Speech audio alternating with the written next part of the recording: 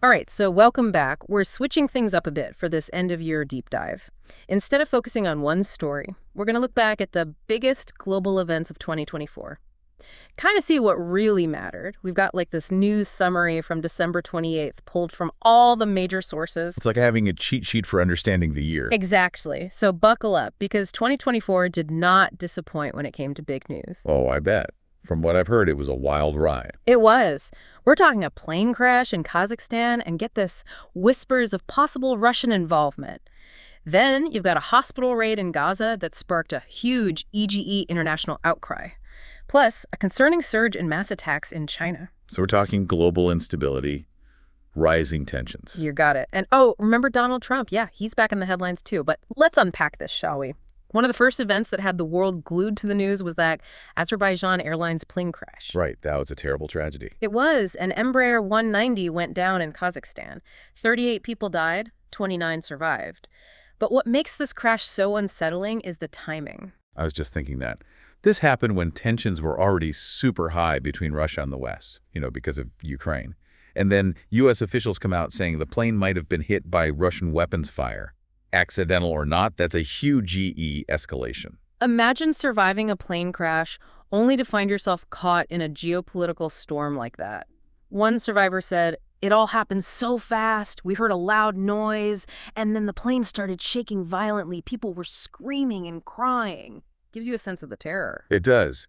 And while Putin did express his condolences and apologize to Azerbaijan's president, he was really careful not to take any responsibility, which raises some questions. Right. Like, why? Is he trying to maintain plausible deniability, avoid further escalation? It definitely makes the whole thing even more suspicious. Absolutely. It just adds another layer of intrigue to an already tragic event. Makes you think, could this be a sign of things to come? Could the conflict in Ukraine spill over into neighboring regions?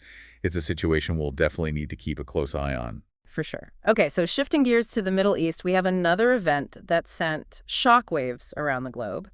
That Israeli raid on Kamal Adwan Hospital in Gaza. Oh, yeah, that immediately drew condemnation from the World Health Organization. I mean, think about it. This hospital was the major health facility in North Gaza, serving something like 75,000 Palestinians. And they evacuated patients and staff, detained over 240 people for questioning, putting so many vulnerable people at risk like that. That's a serious breach of international humanitarian law. No question. It's not just about the numbers, though. It's about the human impact. Of course, yeah. One patient who was evacuated said, "We were terrified. They came in with guns and forced us to leave. I don't know where my family is now." Imagine the fear and chaos. It's heartbreaking. This raid just pours fuel on the Israeli-Palestinian conflict, which is already so volatile. And it raises crucial questions. What were they hoping to achieve? Was the potential intelligence worth risking civilian lives? And further eroding trust, it really highlights the devastating consequences of this conflict, one that just seems to go on and on. It's a harsh reminder that while the world's focused on Ukraine, other long-standing conflicts haven't gone away, and they're still causing immense suffering. And actually, that wasn't the only incident involving Israel in the region this year. There were also those airstrikes on that airport in Yemen, Sana'a, I think? Sana'a, yeah. And you won't believe this, but those strikes happened just as the WHO Director General, Tedros Adhanom Ghebreyesus, was about to board a flight. Luckily, he was unharmed. What a coincidence. But remind me, who are the Houthis again, and what's their connection to Iran? Right, so the Houthis are a Zaidi Shia Muslim group. They've been fighting the Yemeni government since 2014 for control of the country. They're seen as allies of Iran. Iran gives them some level of support, though exactly how much is debated. Gotcha. So basically, Israel is saying they hit the airport because of suspected Iranian involvement. Yeah, they're framing it as part of their broader strategy to counter Iranian influence in the region. Feels like they're walking a tightrope, though. One wrong move and it could escalate into something much bigger. Exactly. And all this is happening against the backdrop of a humanitarian crisis in Yemen. It's a really complex and volatile situation. It really is. And it's just one example of the instability we saw around the world in 2024. Speaking of which, remember that crazy political drama that unfolded in South Korea? You wouldn't think of South Korea as a hotbed of political upheaval, but it was pretty wild. I mean, first you had President Yoon Suk-yeol accused of using force to stop a parliamentary vote, which got him impeached. And then his successor, acting President Han Dong-hoon, was also impeached, all within a few weeks. Wait, 2 impeachments in such a short time? That's unprecedented, right? You could say that. Right. It all stemmed from this power struggle that basically paralyzed their government. Yoon was accused of preventing a vote on something, and then Han Dong-hoon was accused of obstructing the appointment of judges who were needed to, well, complete Yoon's impeachment process. Wow, so what does all this political turmoil mean for South Korea? Is this a sign of deeper problems in their system?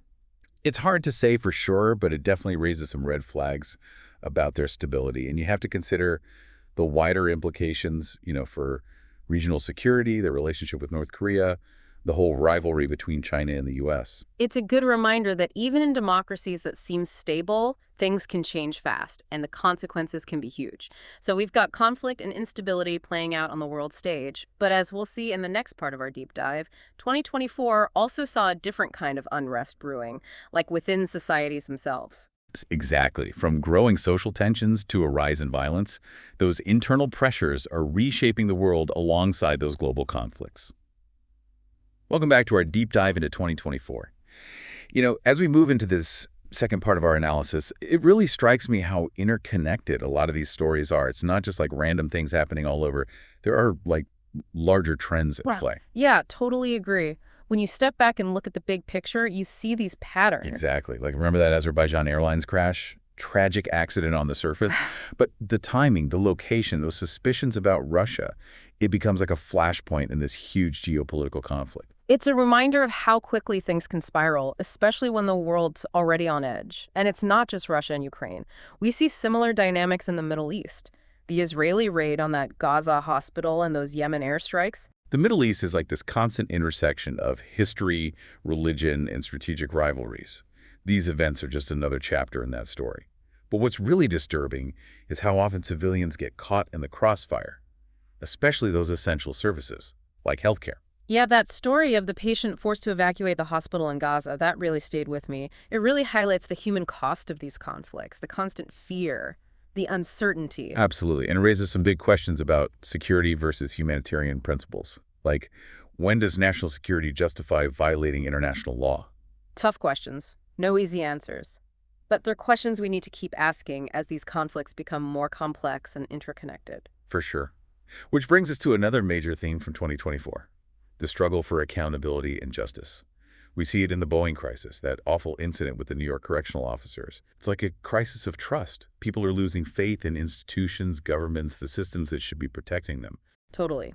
With Boeing, it's corporate greed, regulatory failures, lives lost. Those 737 MAX crashes back in 2019 and 2020, those should have been a wake-up call. But they're still having problems. Makes you wonder if they've actually learned anything. Right. And then you have those correctional officers in New York brutally beating a handcuffed inmate, caught on camera. Hard to watch that and not feel disgusted. It was awful. It shows the power imbalances in the justice system, how easily that power can be abused. They felt so comfortable doing that, knowing they were being filmed. That says a lot about the culture of impunity in law enforcement. Chilling example of how systemic issues lead to violence and dehumanization. And it's not just about a few bad apples. It's about the whole structure that allows this to happen. Exactly. Reforming police training, tackling racial bias, having real oversight, holding people in power accountable.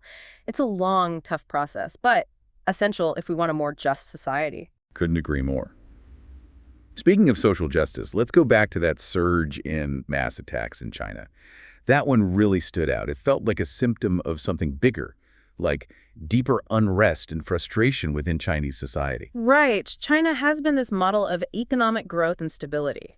But maybe that growth came at a cost, and those social tensions are reaching a boiling point. Economic progress doesn't always mean social harmony.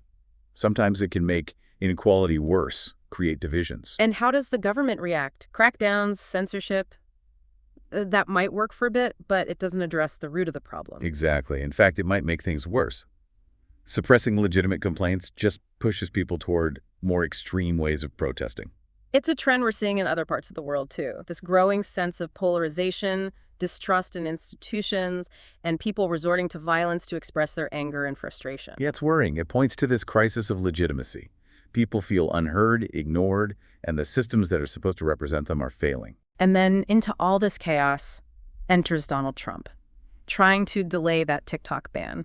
It's classic Trump, isn't it? Always stirring the pot, always working an angle. But it's bigger than just Trump. This is about U.S.-China tensions, the fight for technological power, worries about data privacy and national security in this digital age. The world's getting more complex, more interconnected. What happens in one place can have ripples everywhere. And it shows how much we need global cooperation, dialogue, finding solutions to these big challenges together. Because whether it's that plane crash, the hospital raid, or a social media app turned into a geopolitical chess piece, we're all connected in ways we're just beginning to understand. It's kind of overwhelming, but also not exciting. Our choices, even as individuals, can have global impact. We all have a part in shaping a more just and sustainable future. I love that. The challenges are huge, but so is our capacity for innovation, for compassion, for collective action. The question is, are we up to the task? That's the question we'll be exploring in the final part of our deep dive. We'll look at some more stories from 2024, ones that show both the challenges and the possibilities that lie ahead. And we're back for the final part of our 2024 deep dive. We've talked about conflict, unrest, accountability.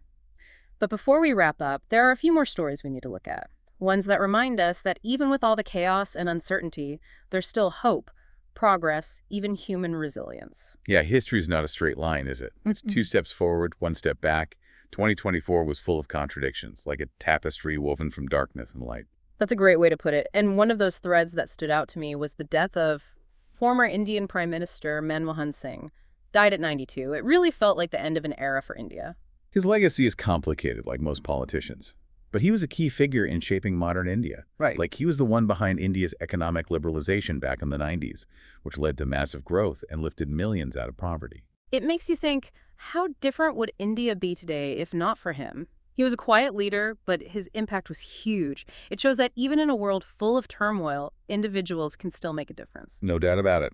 But sadly, not all the stories from 2024 are so hopeful. That UN report about the 100 bodies found in a Libyan migrant detention center after an attack, that was a stark reminder of the human cost of conflict and displacement. That one was tough to read. It's easy to get numb to the statistics, the headlines about migrant crises. But those are 100 individual lives lost, 100 stories cut short. It points to a bigger failure. The international community isn't doing enough to address why people migrate, to provide safe ways for those fleeing danger, to protect the most vulnerable. We talk a lot about human dignity and responsibility to those in need. But how do we turn that talk into action? Bridge the gap between intention and real change? It's a tough question. Yeah. I think it starts with recognizing that we're all connected. Those migrants who died, they weren't just numbers.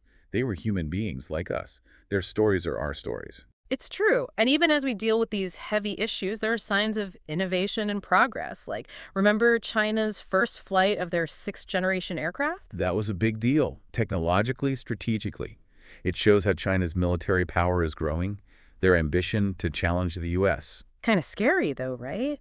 A new arms race, a new Cold War with these super advanced weapons. Definitely a concern. But maybe it's also a chance for dialogue.